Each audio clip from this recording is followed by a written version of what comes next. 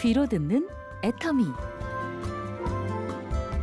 조진환 크라운 마스터의 두 번째 이야기.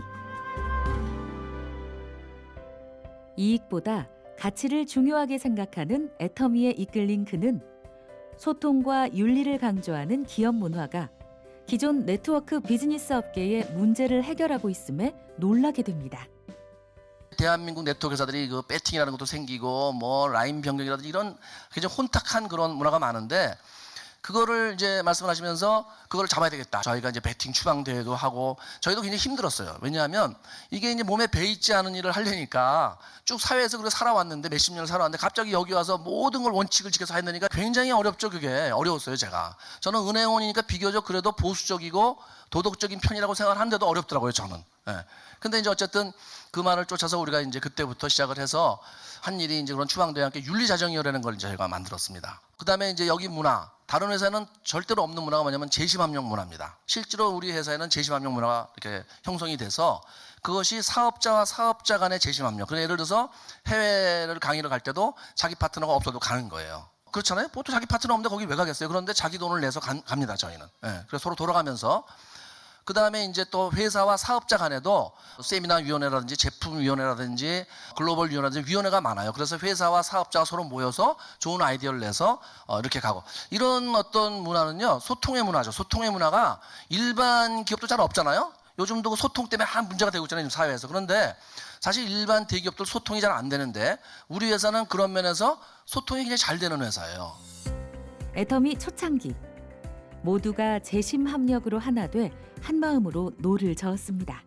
하지만 당시엔 배가 작고 물살은 너무 거세 쉽게 나아가기가 어려웠죠. 그래도 모두가 확신을 갖고 도전한 끝에 그를 비롯한 모두는 성공의 항구에 안착할 수 있었습니다. 막 시작을 하려고 그러니까 우선 없는 게 너무 많았어요. 초창기에. 뭐 얘기 다 들으셨겠지만 뭐 사무실에 뭐 A4 용지 그런 거는 저는 뭐 사람이 아무데나 살면 되는 거고 아무데나 회사하면 되는 거지 별로 중요하게 생각을 안 하니까 그냥 사무실 있으면 되지 그랬는데, 진짜 중요한 건 뭐냐면 사업을 하는데 인터넷 홈페이지가 없는 거예요. 여러분 지금 물건 어디서 사세요? 홈페이지 사시죠. 아니면 간혹 이제 누가 스폰서한테 사시기도 하지만 대체로 이제 소비자들은 홈페이지에서 사시잖아요. 근데 홈페이지가 없다면 어떻게 해야 돼요? 결국 회사로 가야 되는 거예요. 사무실로 물건을 사러. 예, 그 갔죠 제가. 팜플렛도 없어요. 그러니까 뭐 이 회사가 뭐가 있는, 물론 제품도 가지수도 적었지만 아무리 적어도 그 제품에 대해서 막 팜플렛은 있어야 되거든요. 설명서 같은 그런 게 없는 거예요. 그래서 회사를 갔는데 이제 은행이면 저희 은행은 종로 2가에 금융가에 있었습니다. 굉장히 높은 빌딩에 저도 이제 그 고층 빌딩 주로 많이 근무를 했는데 가지고 자에 앉아서 이렇게 하다가 딱 갔더니 이 회사를 갔는데 너무너무 이 회사 사무실이 좀 뭐랄까 초라한 거예요. 근데 어쨌든 들어가서 이제 물건을 사러 가서 한 개 사서 한 개 또 팔고 한 개, 이제 저는 그래도 10개를 이렇게 한 10개 20개를 사야 되겠다 해서 가서 카드를 딱 긁었는데 카드가 안 되는 거예요. 그래서 이렇게 보니까 한도 초과라고 써 있어요. 저는 은행원 출신이니까 한도가 2천만 원, 3천만 원이다 정말. 엿잔수 맘이죠. 한도가 크죠. 근데 한도 초과로 나서 가만히 보니까 제 한도가 초과가 된 게 아니고 뭐가 한도가 초과됐어요?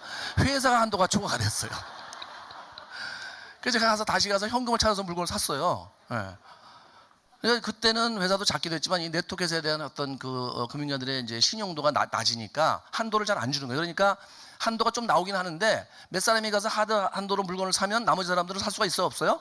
없는 거예요. 그러니까 생각해보세요. 현금 주고 사야 된다면은 그때 당시에 제가 팜플렛도 없죠, 홈페이지도 없죠. 물건을 사서 이제 제 차로 가서 차 세울 때도 별로 없더라고요, 동네가 거기가. 예, 그래서 이제 물건을 사서 또 사람들한테 가서 이렇게 하고, 그때는 홈페이지가 없으니까 무조건 제가 갖다 날라다 주는 거예요. 저는 이제 다 써보라 그러고서 이제 그냥 오는 거죠. 예, 오는 거예요. 나중에 돈 달라. 주로 저는 그렇게 많이 했어요. 10개 정도 사가지고 갖다 주고.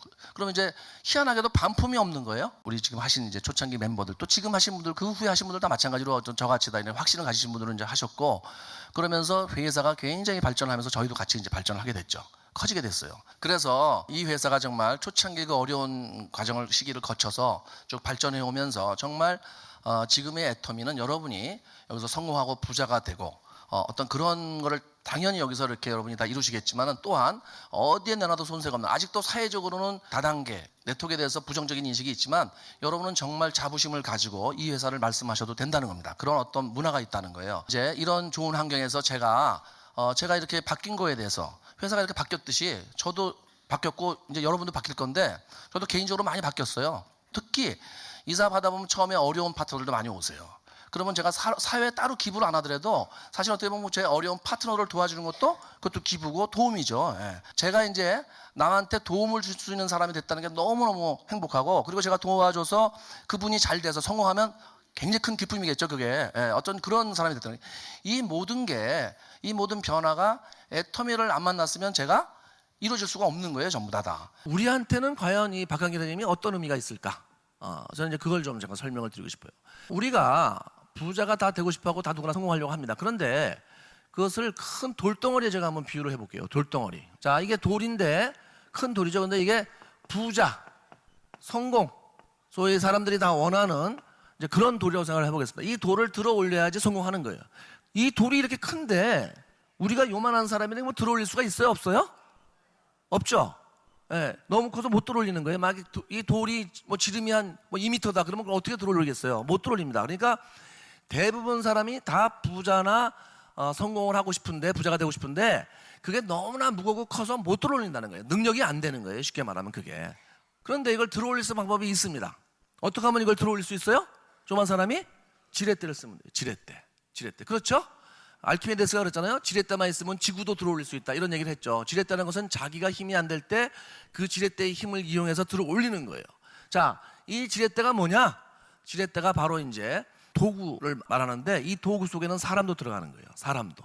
처음에 제가 이 애터미를 만났을 때 박한길 회장님을 보고 이 지렛대가 될 수 있는 분이다 이렇게 생각했어요. 내가 이 지렛대를 이용해서 내가 지금까지 나이가 50이 다도록 내가 결국은 부자가 못 됐는데, 내가 이제 앞으로 이 애터미라는 회사와 이 박한길 회장님을 어떤 지렛대로 해서 내가 부자가 될 수 있겠다 이런 생각을 한 거예요. 그러니까 여러분도, 근데 이 지렛대는 저만 쓸 수 있어요? 여러분도 다 쓸 수 있어요? 다 쓸 수 있죠. 그런 지렛대가 될 수 있는 분이라는 거예요. 여기 와서 제가 이제 박한길 회장을 만나서 그 지렛대를 이용해서 이 자리에 제가 올라온 거예요. 그러니까 정말 애터미 만난 것 자체가 기적이라고 제가 얘기는 안 드릴 수 없고요.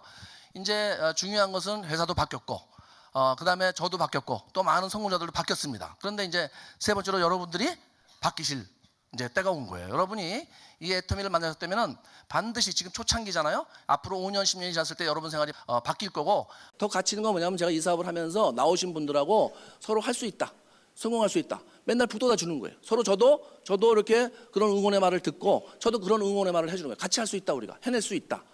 우리가 살면서 다른 사람한테 같이 성공할 수 있다, 같이 성공합시다, 이렇게 하면서 꿈과 희망을 주면서 할 수 있는 일이 별로 없어요. 제가 볼 때는. 저는 그러면서 정말 애터미가 정말 가치 있는 일이라고 생각해요. 해볼 만한 일이다, 그런 의미에서. 그런 일을 했을 뿐인데 가져다 주는 결과는 정말 엄청나죠. 시간적으로 자유로운 사람이 됐어요. 여러분도 이제 그런 분이 되셔야 돼요. 그런 삶을 누리셔야 됩니다. 여러분이 멋진 차, 멋진 집, 어려운 사람을 도와주는 일, 이런 모든 것들을 하고 싶으잖아요. 그게 가능해요. 어떻게 가능하냐? 오늘 여러분이 결정하시면 그것이 가능해집니다. 오늘이 바로 그것을 결정하는 장소예요, 여러분들이. 네? 여러분이 결정만 하시면 그 모든 꿈 같은 일들이 가능해지는 겁니다. 저한테 일어났듯이. 네. 여러분이 그렇게 삶을 사시길 바라고요. 마지막으로 여러분이 오늘 박수도 많이 치시고 정말 응원을 많이 해주셨는데, 제가 예언을 한마디 하겠습니다. 예언을. 예. 예언을 자주 하는 건 아니고요. 가끔 해요. 무슨 사업자가 예언도 하냐는데 제가 가끔 합니다. 예. 작년에 제가 겨울에 한번 예언을 해서 딱 맞췄어요. 예. 어떤 예언을 했냐면, 이 겨울이 가면 봄이 온다. 제가 딱 맞췄죠. 또 하나 해드려요. 애들은 큰다. 이런 거 제가 자주 쓰는 예언입니다. 오늘 오신 모든 분들이 애터미에서 성공하셔서 꿈과 본인이 원하는 모든 것을 이루시게 됩니다. 낮은 언덕에서 평온한 삶을 살 수도 있었지만 더 높은 봉우리를 바라보았던 주진환 크라운 마스터. 그러나 그가 오르려던 산은 거칠고 험준했고, 그는 힘든 순간마다 동료들과 서로 손을 잡아가며 한 걸음씩 나아갔습니다. 결국 산 정상에서 내려다보는 풍경을 손에 넣을 수 있었는데요. 다음 시간은 그만의 목표 달성 공식에 대해 들어보겠습니다.